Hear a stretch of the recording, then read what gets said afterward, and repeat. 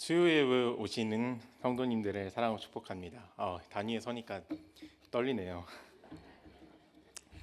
네, 오늘은 고린도후서 4장 7절에서 15절 말씀을 통해서 질그릇에 담은 보배라는 제목으로 함께 말씀을 나누고자 합니다. 먼저 질문을 드리면서 시작하려고 하는데요. 성도님들께서 다들 귀걸이나 반지 혹은 금, 은 이런 귀금속 가지고 계실 거라고 생각이 듭니다. 혹시 이런 것들을 어디에 조금 보관을 하시나요? 네, 어디에 보관하실까요? 충격을 견디지 못하고 또 습도도 조절이 안 되는 그런 평범한 상자에 중요한 귀금속을 보관하시는 분은 아마 계시지 않을 것 같습니다. 우리가 평범한 상자에 귀금속을 보관하지 않는 이유가 있지요. 그것은 먼저 충격을 견디지 못하는 상자에 귀금속을 넣었을 때 망가질 위험이 있기 때문입니다. 또 왜 그럴까요? 습도 조절되지 않는 상자에 귀금속을 괜히 보관했다가는 녹이 슬 수도 있겠죠. 그렇습니다. 우리는 평범한 상자에 귀중한 보석과 반지, 그리고 목걸이, 귀걸이와 같은 귀금속을 보관하지 않습니다. 왜냐하면 먼저는 소중한 귀금속이 손상되지 않도록 하기 위함이고요. 또 상자를 통해서 우리가 귀금속의 가치를 또 알 수 있기도 합니다. 그 상자만 보더라도 함부로 대하지 않게 되잖아요. 그렇기 때문에 우리는 이 평범한 상자에 귀중한 것을 보관하지 않습니다. 오늘 말씀의 제목은요, 질그릇에 담긴 보배입니다. 저는 이 질그릇에 보배를 담았다는 사실을 조금 이해하기가 어려웠습니다. 우리는 이것을 어떻게 이해할 수 있을까요? 제목에 담긴 비밀을 오늘 바울과 고린도 교회의 관계를 통해서 확인할 수 있습니다. 이 시간 말씀을 통해서 평범한 질그릇에 담긴 귀중한 보배가 어떻게 부서지거나 망가지지 않고 오히려 더욱 가치 있게 되는지를 알기를 원합니다. 오늘 본문 7절을 한번 띄워주시면 같이 한번 읽어보면 좋을 것 같습니다. 오늘 본문 7절 고린도후서 4장 7절 본문입니다. 함께 읽겠습니다. 시작. 우리가 이 보배를 질그릇에 가졌으니 이는 심히 큰 능력은 하나님께 있고 우리에게 있지 아니함을 알게 하려 함이라. 오늘 본문에는 질그릇이 소개되고 있습니다.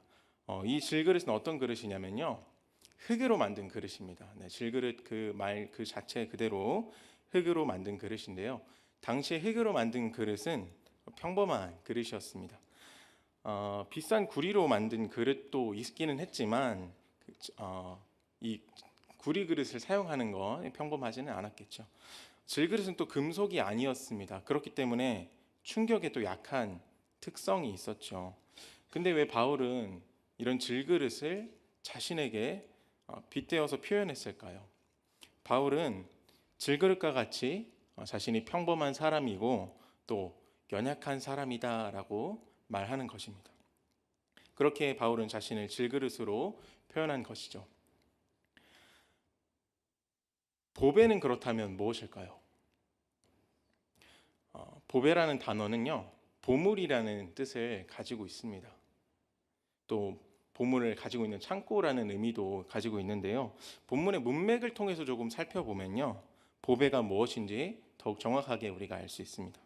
고린도후서 4장 6절에는 예수의 얼굴에 있는 하나님의 영광을 아는 빛을 우리 마음에 비추셨다라고 기록하고 있습니다. 6절은 예수님을 볼 때 우리가 하나님의 영광을 알게 된다고 말합니다. 우리가 예수님을 볼 때 알게 되는 영광은 그렇다면 무엇일까요? 하나님의 영광은 예수님의 십자가 복음을 말하는 것입니다. 바울은 복음이라는 보배를 바로 가진 사람인 것이죠. 그렇다면 바울은 어떻게 이 보배를 가지게 되었을까요? 바울은요, 하나님의 은혜로 보배를 가지게 되었습니다. 은혜는 값이 없는 것이죠. 또 하나님의 은혜는 조건이 없는 것입니다. 바울은 하나님이 주셨기 때문에 이 복음을 가지게 된 것입니다. 그렇다면 한 가지 더 질문을 할 수 있을 것 같습니다. 하나님은 왜 바울에게 복음을 주셨을까요? 질그릇인 바울에게 하나님의 목적이 있었기 때문입니다. 하나님은 바울을 통해서 이 복음이 전파되기를 원하셨습니다. 질그릇과 같은 바울에게 능력이 없으며 또한 하나님께 능력이 있음을 알게 하시려는 목적을 가지고 있었습니다. 그렇다면 우리는 어떤 그릇일까요? 우리도 바울과 같이 연약하고 평범한 질그릇입니다. 하지만 특별한 사실은 우리도 바울과 동일하게 복음의 보배를 가졌다는 것입니다. 그렇다면 우리는 하나님께 능력이 있음을 어떻게 알릴 수 있을까요? 그것은 바로 질그릇의 목적을 바로 아는 것입니다. 우리의 목적은 우리의 능력이 없음을 드러나는 자리에 나아가는 것입니다. 바울은 그런 자리가 어떤 자리인지 우리에게 소개하고 있는데요. 바로 그 자리가 고난의 자리라고 이야기하고 있습니다. 모든 사람들은요, 고난을 겪습니다.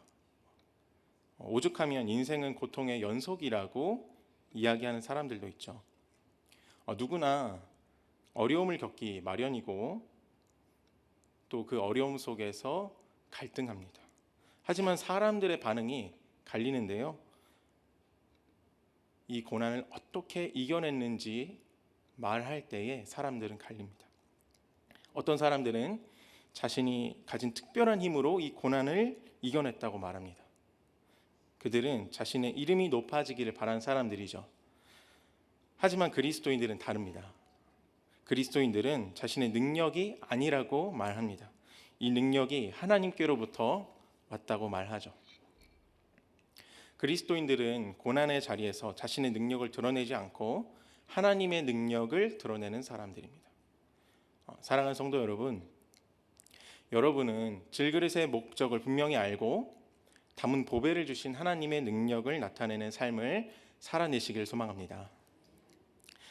첫째로 질그릇이 보배를 담은 목적에 대해서 알아보았습니다. 그 목적은요, 고난의 자리에서 가장 잘 이루어진다는 것을 알게 되었습니다. 그렇다면 바울은 언제 고난 가운데서 하나님의 능력을 경험하게 되었을까요? 오늘 본문 8절과 9절을 한번 띄워주시면 8, 9절을 한번 같이 한번 읽어보았으면 좋겠습니다. 함께 읽겠습니다. 우리가 사방으로 우겨쌈을 당하여도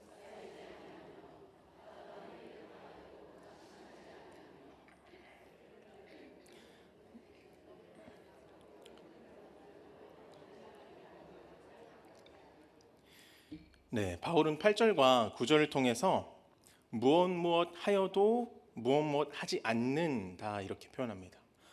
이 네 가지 비밀을 우리에게 말하고 있는데요. 이는 되게 문예적인 표현인데요. 대꾸법입니다.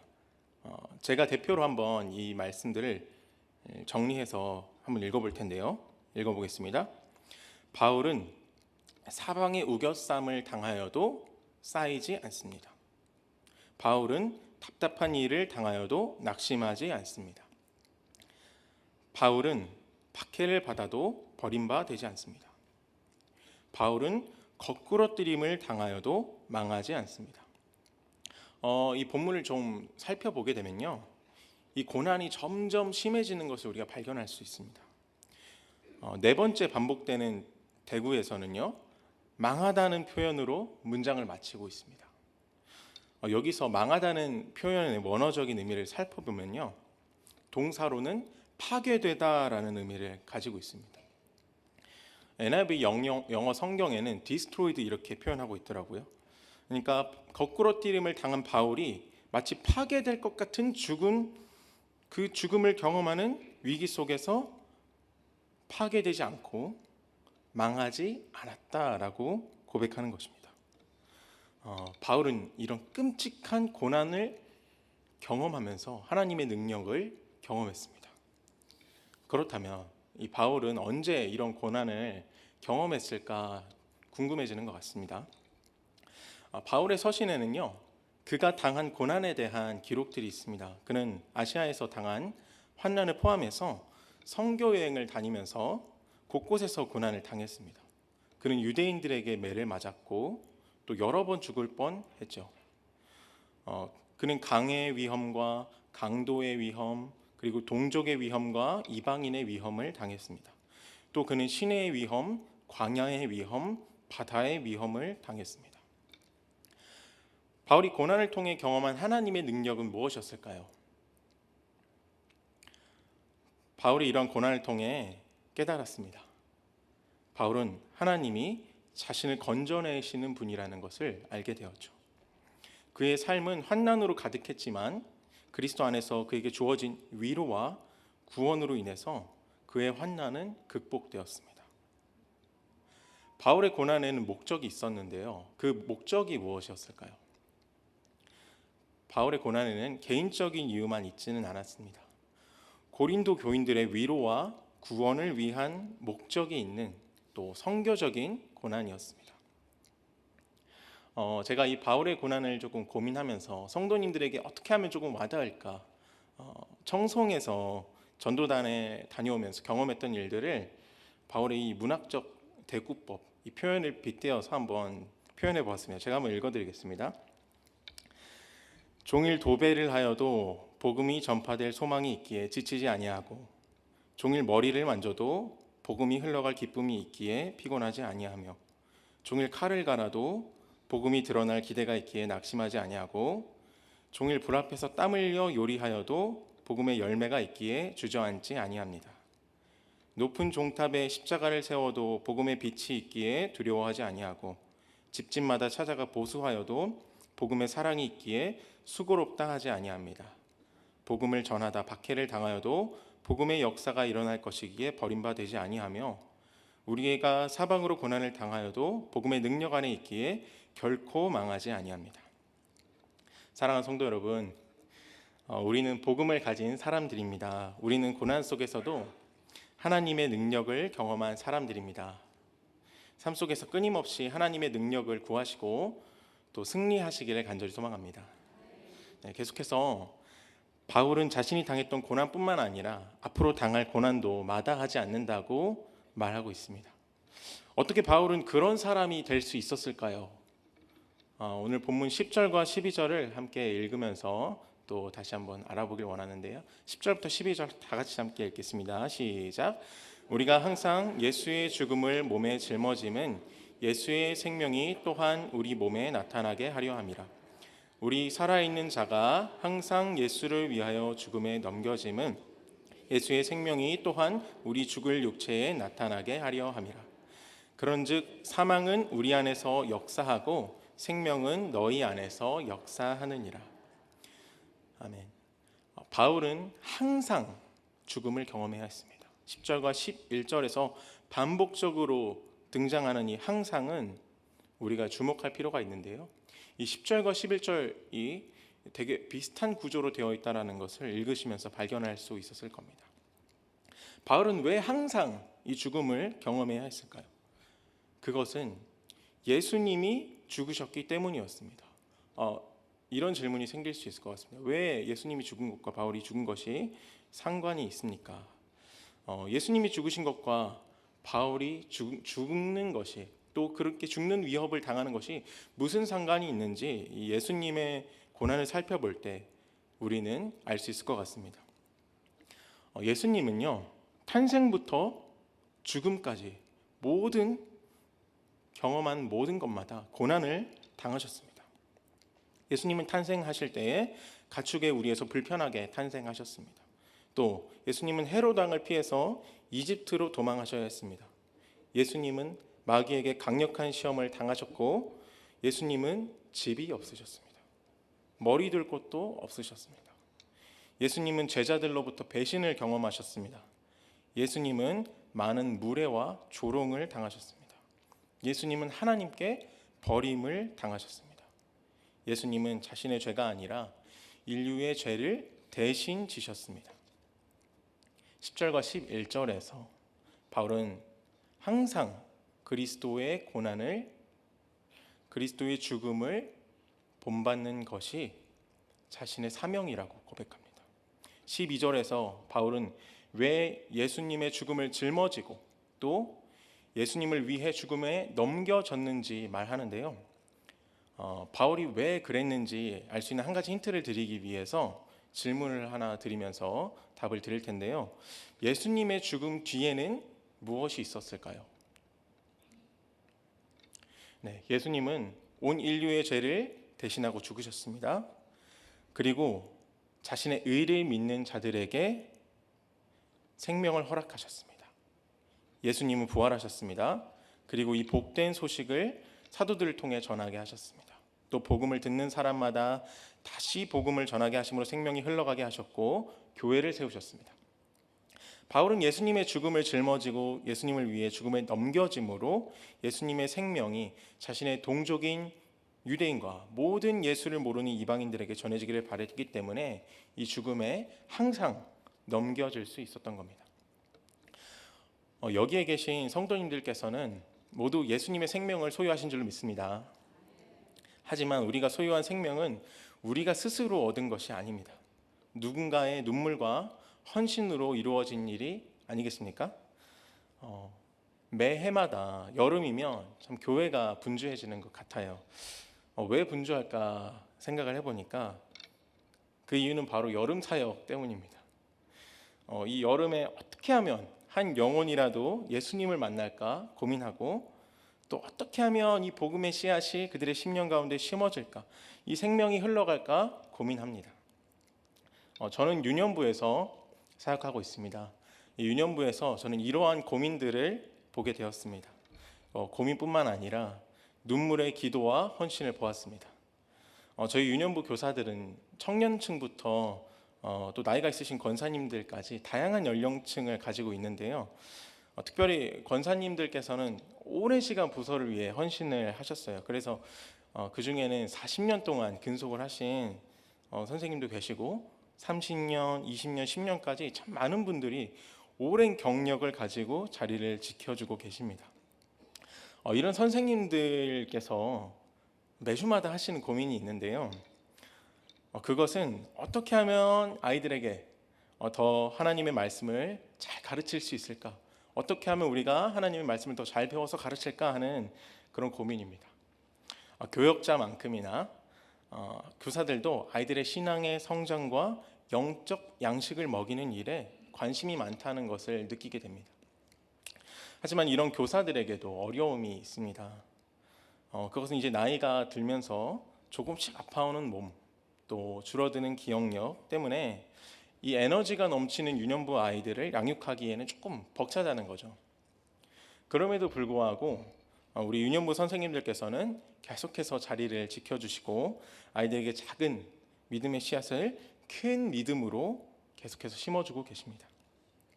저는 이런 헌신이 바울이 본받았던 예수님의 모습과 같다고 생각합니다.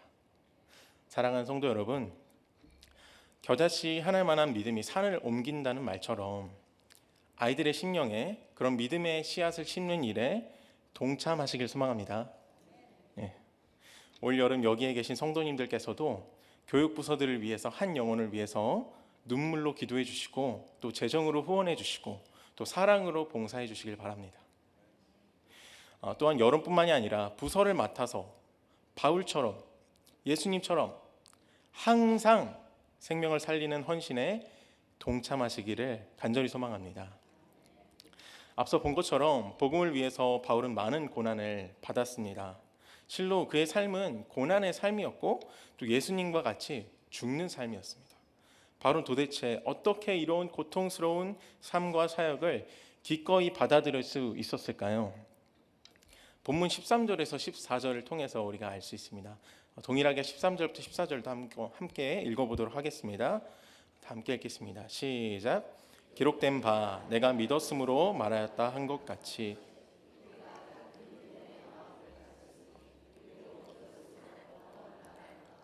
주 예수를 다시 살리시니가 예수와 함께 우리도 다시 살리사 너희와 함께 그 앞에 서게 하실 줄을 아노라.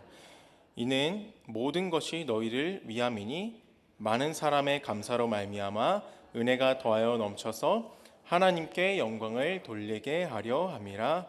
아멘. 제가 14절까지 함께 읽자고 말씀드렸네요. 15절까지였습니다. 바울은 먼저 13절에서 자신이 공감하는 구약의 본문을 인용했습니다.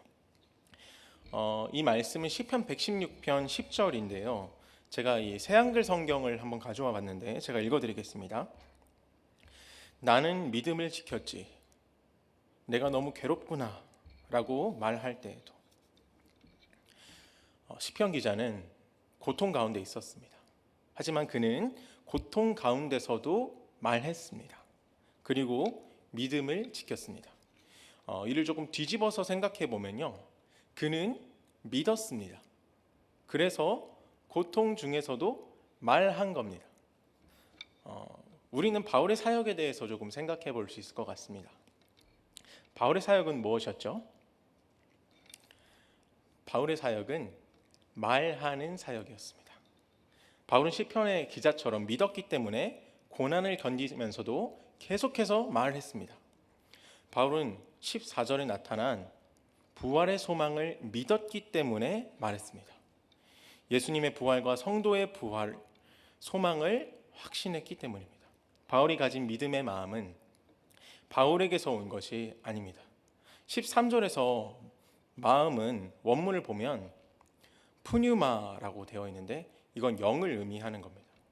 바울이 믿을 수 있는 마음은 바울 자신의 개인적인 마음에서 비롯된 것이 아니라는 거죠. 바울이 믿을 수 있는 이 마음은 바로 성령으로부터 비롯된 마음이었습니다. 바울은 14절에서 자신이 가지고 있던 종말에 대한 소망을 계속해서 전하고 있습니다. 바울이 믿는 종말에 대한 소망은 무엇이었을까요? 바울은 먼저 부활에 대해서 소망했습니다. 하나님이 예수님을 살리신 것처럼 바울도 살리실 것이고 또 뿐만 아니라 너희도 살리실 것이라는 소망입니다. 바울은 또 심판에 대해서 소망했습니다. 바울은 종말의 때에 하나님 앞에 서게 하실 것에 대한 소망을 확신했습니다. 바울은 끝으로 15절에 이 모든 것이 너희를 위한 것이라고 말합니다. 바울은 7절부터 12절에 이르기까지 자신이 경험한 모든 고난과 죽음이 그렇다고 말하는 것입니다. 바울이 겪은 고난의 최종적인 목적은요, 하나님께 영광을 돌리는 것이었습니다. 질그르신 바울에게 보배를 담으신 하나님을 찬양하고 또 하나님을 찬양하도록 이끄는 것이 그의 삶의 목적이었던 것입니다. 바울은 누구보다 하나님을 사랑했고 그 명령에 순종해서 이웃을 사랑했습니다. 또 그렇기에 바울은 모든 고난을 통해서 고린도 교회를 사랑했고 고린도 교회를 사랑함을 통해서 하나님을 사랑하는 것을 드러냈습니다. 이렇게 정리할 수 있을 것 같습니다. 하나님을 사랑하는 것은 이웃을 사랑하는 것으로 나타나고 이웃을 사랑하는 것은 하나님을 사랑하는 것으로 열매 맺게 되는 것입니다.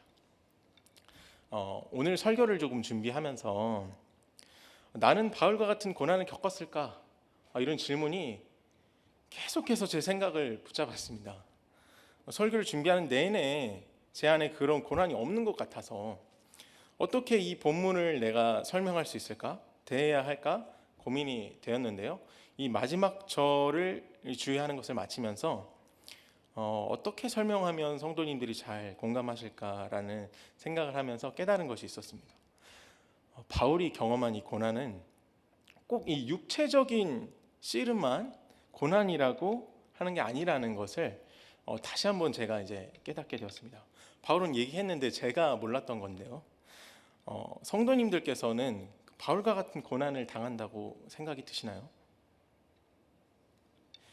어쩌면요, 우리는 신앙생활을 하면서 이런 정신적인 고난에 동참하고 있는지도 모르겠습니다. 성도님들께서는 얼마나 많은 정신적 고난에 동참하고 계신가요? 제가 정신적 고난이 무엇이 있을지 한번 생각해 보았습니다. 두 가지로 나눌 수 있었는데요. 제가 한번 정리해 드리겠습니다. 우리는 들으면서 고난을 당합니다. 누군가를 공감하기 위해서 듣고요. 또 누군가가 화를 내는 그 욕을 받아내어 주기도 하죠. 또 나는 정말 이해가 안 되는데 그 사람이 이해 안 되지 않는 말을 계속해서 들어주기 위해 들어주면서 고난을 당하기도 합니다. 또 반대로 우리는 말하면서 고난을 당하기도 하는 것 같습니다. 듣지 않는 정말 이 벽과 같은 상대에게 계속해서 말합니다. 또 지치지만 견디면서 반복해서 말하면서 고난을 당합니다. 또 많은 고민 끝에 정말 고민하다가 말합니다. 저는 이렇게 말하면서 또 들으면서 우리가 정신적으로 당하는 고난도 이 바울이 당하는 고난과 같지 않을까, 또 그리스도께서 당하신 고난과 같지 않을까, 이런 생각을 해보게 되었습니다. 사랑하는 성도 여러분, 끝까지 고난을 인내하시길 소망합니다.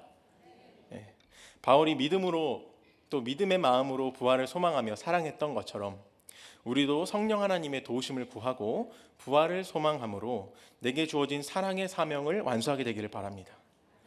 무엇보다 가장 가까운 이웃인 가족부터 열방의 이름 모르는 영혼에게까지 하나님의 크고 놀라운 사랑을 흘려보내시는 성도님들이 되시기를 간절히 소망합니다.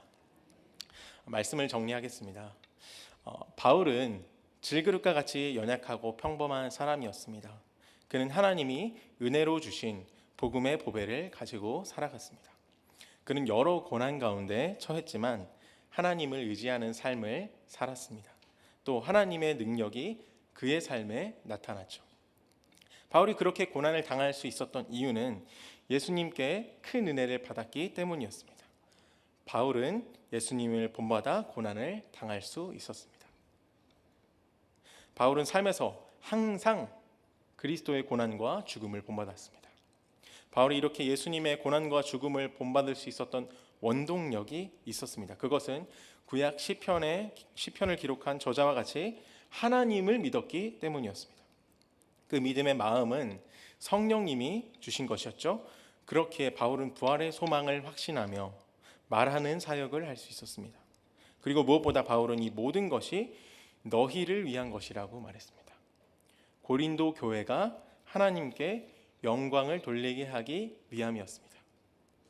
사랑하는 성도 여러분, 우리는 모두 질그릇에 보배를 담고 살아가는 사람들인 줄로 믿습니다. 질그릇의 목적대로 복음의 능력을 경험하고 복음의 능력을 전파하는 삶을 통해서 하나님을 기쁘시게 하는 삶을 살아가지 않으시겠습니까? 하나님께 영광을 돌리는 삶을 살아가시는 모든 성도님들 되시기를 소망합니다. 말씀을 정리하면서 하나님은 하늘의 보배를 이 땅에 주셨습니다. 보배이신 그리스도는 생명을 주시기 위해서 모든 죄를 대신하시고 부활을 우리에게 주셨습니다. 바울은 연약했지만 하나님의 은혜로 복음의 보배를 소유했습니다. 또한 참 보배이신 예수님의 죽음을 본받음으로 말미암아 자신을 내어줌으로 고린도 교회의 생명의 복음을 전파했습니다. 우리도 질그릇과 같지만 보배를 소유한 사람들입니다. 복음의 능력이 우리 삶에 나타나고 복음의 능력이 우리 삶을 통해 전파되기를 간절히 소망합니다. 우리는 모두 보배를 담은 질그릇입니다.